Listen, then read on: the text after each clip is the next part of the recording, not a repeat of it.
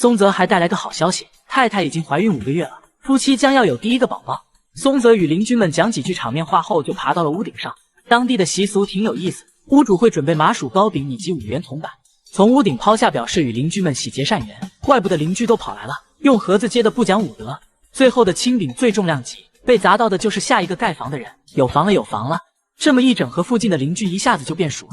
放帽子里也太可爱了。送给木匠师傅们的是豪华红豆便当，还有9盒糕饼。松泽还挺会做人的。